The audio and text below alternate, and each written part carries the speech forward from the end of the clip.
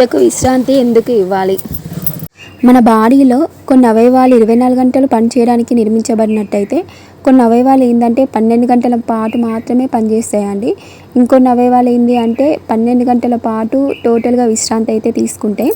ఎలాగా అంటే ఉదాహరణకి నరాలు, ఎముకలు, కండరాలు ఇవేంటి అంటే 24 గంటలు పనిచేయడానికి అయితే పుట్టలేదని మనందరికీ తెలుసు.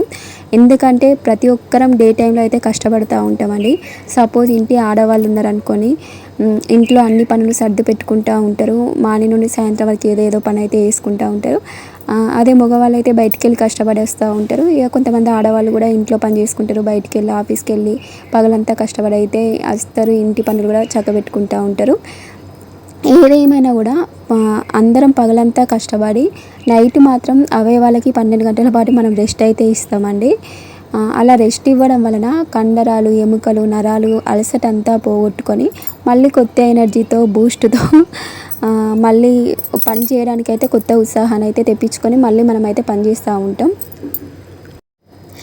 ఎవరింట్లోనైనా అండి పెళ్ళిళ్ళు జరిగేటప్పుడు రాత్రి పగలు అని తేడా లేకుండా పని చేస్తూనే ఉంటారు. అసలు కొంతమంది అయితే 1 అవర్ 2 అవర్స్ పడుకుంటారు. ఇంకొంతమంది అయితే అసలు ఆ గంట కూడా పడుకోరండి. రాత్రంతా కష్టపడుతూనే ఉంటారు. పెళ్ళి కొడుకు పెళ్ళి కూతురు కానీ వాళ్ళ అమ్మ నాన్న కానీ పెళ్ళి ఉన్నది అనగా 2-3 రోజుల నుండి అస్సలు నిద్రపోరు.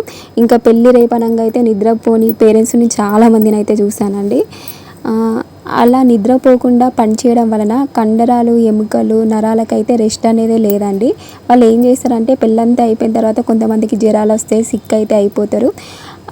పెళ్ళి టైంలో ఎంత కష్టపడ్డారో ఆ తర్వాత బాడీకి 2-3 రోజులు రెస్ట్ అనేది ఇచ్చేసి అలసట అంతా దూరం అయితే చేసుకొని బాడీకి అయితే అవయవాలకైతే రెస్ట్ అనేది ఇస్తారండి.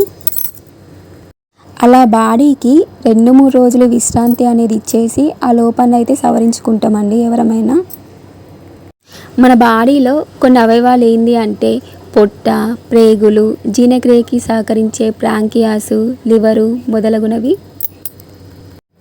కండరాలు, నరాలు, ఎముకలకి ఏంటంటే డే టైంలో పని పెట్టినా కూడా నైట్ మనం రెస్ట్ అనేది ఇచ్చి వాటి ధర్మం అయితే చేస్తున్నామండి. బట్ ఏంటి అంటే పొట్ట, ప్రేగులకైతే 24 గంటలు ఆగకుండా పని అయితే పెడుతున్నాము. ఉదయం అండి ఎవరమైనా సరే లేచిన తర్వాత 6 నుండి 7 మధ్యలో 7:30 లోపు అయితే 100లో 90 మంది టీ అయితే తాగుతారండి. ఒక 10% పాలు తాగుతారు అనుకోండి. తర్వాత 9 వరకు టిఫిన్ అయితే చేస్తారండి. టిఫిన్లు చేస్తారు. కొంతమంది డైరెక్ట్గా అన్నము కూర అయితే తినేస్తూ ఉంటారు. మళ్ళీ మధ్యాహ్నం లంచ్ 1 నుండి 2 మధ్యలో లేకపోతే 12 నుండి 2 మధ్యలో అయితే లంచ్ అయితే అందరూ చేస్తూ ఉంటారండి. ఆ టైం వరకు కూడా కొంతమంది కాఫీ, టీలు అయితే తాగుతూ ఉంటారు. మధ్యాహ్నం కొంతమంది ఏంటంటే 4 to 5 మధ్యలో స్నాక్ ఐటెంగా ఏదో ఒకటి తింటూ ఉంటారండి. వీలుని బట్టి స్నాక్స్ చేసుకొని తింటూ ఉంటారు. స్కూల్ నుండి వెళ్ళొచ్చిన పిల్లలకి స్నాక్స్ పెడతారు.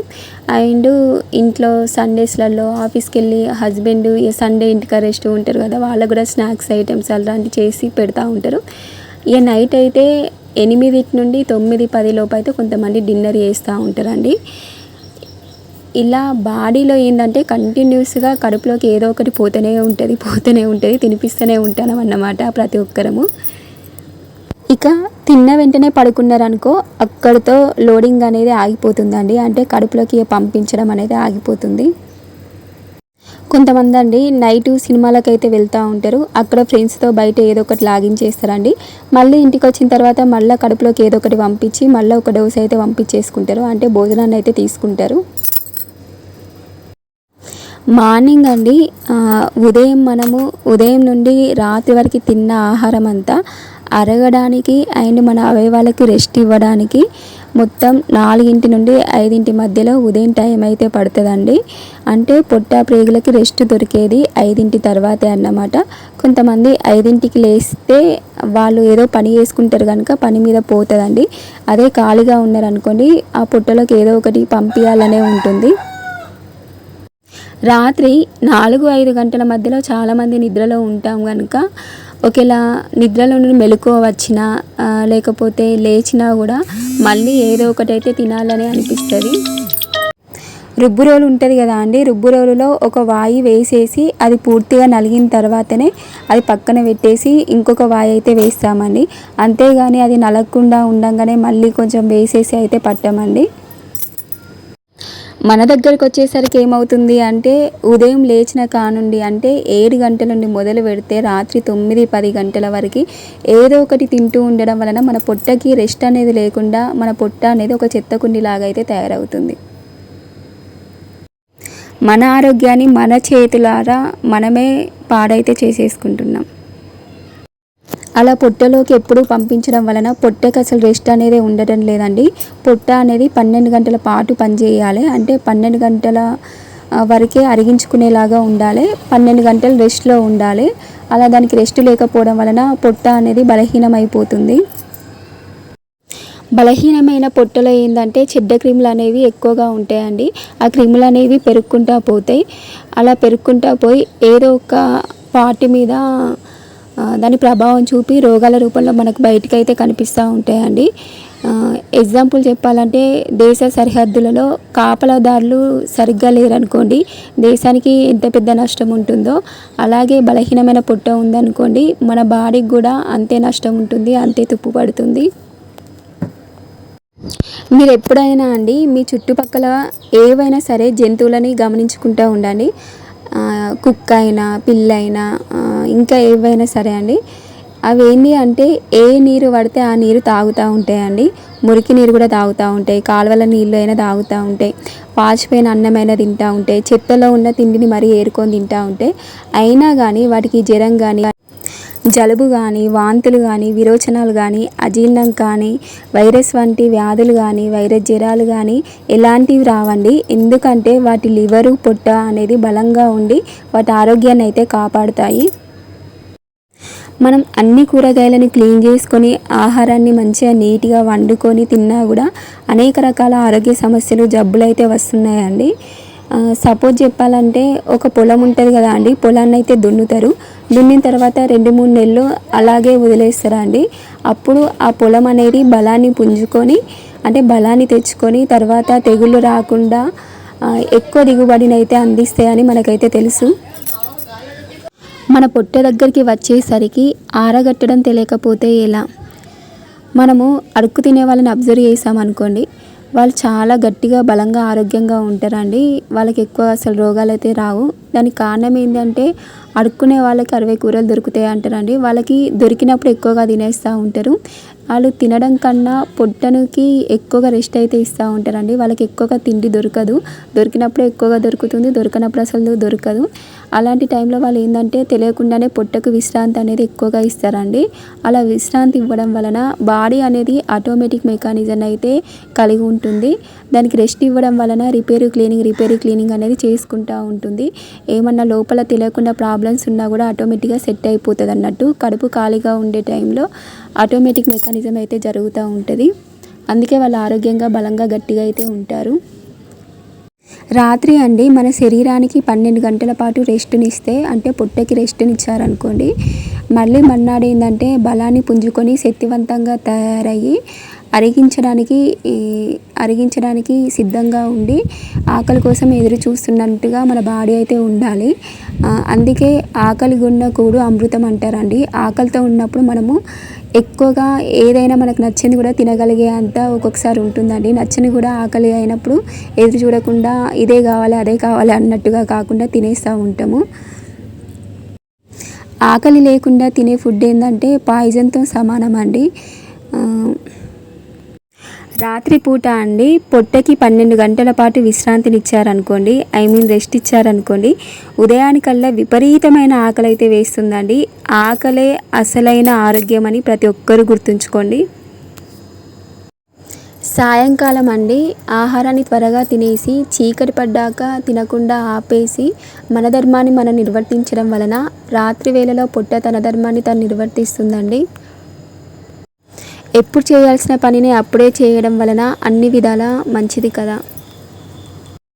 ఇంట్లో ఉండే వాళ్ళండి కంపల్సరీ 6-7 మధ్యలో తినడానికి ట్రై చేయండి. ఒకవేళ మీరు సాయంత్రం 7 గంటలకల్లా భోజనాన్ని కంప్లీట్ చేశారనుకోండి, మళ్ళీ ఉదయం 7 గంటల వరకు బాడీకి రెస్ట్ అయితే ఇవ్వాలండి. ఐ మీన్ పొట్టకి రెస్ట్ ఇవ్వాలి. ఏమీ తినకూడదండి. వీలైతే తాగాలి, ఓన్లీ వాటర్ మాత్రమే తాగాలండి. ఎలాంటి జ్యూసులు కానీ ఇంకా ఛాయ కానీ అసలు ఎలాంటి పదార్థాలు అనేది లోపలికి పోనీయద్దు. ఒకవేళ మీరు నైట్ 8 గంటలకు తిన్నారనుకోండి, ఉదయం 8 గంటలకి తినేలాగా అలవాటు చేసుకోండి. ఉదయం మీరు 9 గంటలకి తిన్నారనుకోండి, రాత్రి 9 గంటల వరకే తినేలాగా అలవాటు చేసుకోండి. ఒకవేళ రాత్రి మీరు 10 గంటలకు తిన్నారనుకోండి, ఉదయం 10 గంటల వరకు ఏమీ తినకుండా బాడీకి ఓన్లీ వాటరే ఇచ్చేలాగా చూసుకోండి. బయట ఆఫీస్కి వెళ్ళే వాళ్ళకు ఏదో ఒక పని మీద వెళ్ళి ఇష్టం ఉన్న టైంలో వచ్చే వాళ్ళకైతే ఇది సెట్ అవ్వదండి.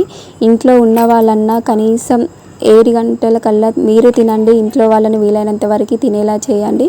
దీనివల్ల మీరు ఆరోగ్యంగా ఉండవచ్చు, మీ ఫ్యామిలీలో అందరినీ ఆరోగ్యంగా అయితే ఉంచవచ్చు. భూమి మీద పుట్టిన ప్రతి ఒక్కరికి వాళ్ళ బాడీని వాళ్ళకి కాపాడుకునే ఆటోమేటిక్ మెకానిజం ఆ దేవుడు ఇచ్చారండి. బట్ ఏంటి అంటే మనకు తెలియకుండానే మన ఆరోగ్యాన్ని అయితే ఆరోగ్య సమస్యలు అయితే తెచ్చుకుంటున్నాం.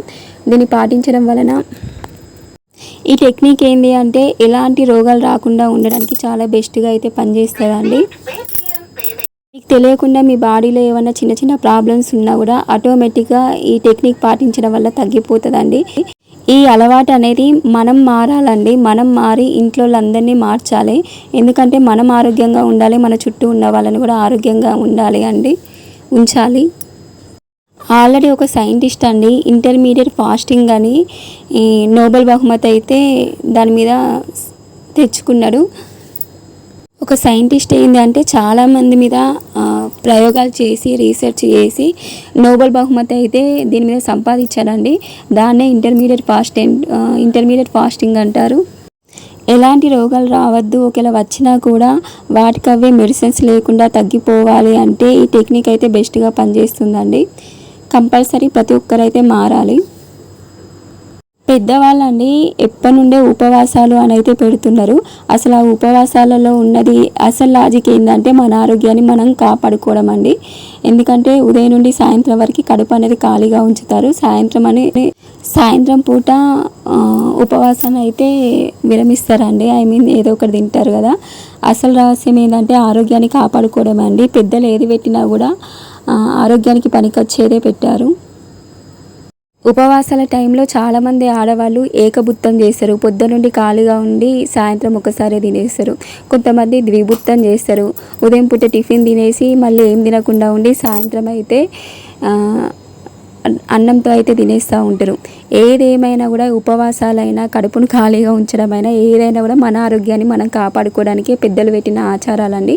దీన్ని సైంటిఫిక్గా కూడా సైంటిస్ట్ అయితే ప్రూవ్ చేశారు. నోబెల్ బహుమతి అయితే పొందారు.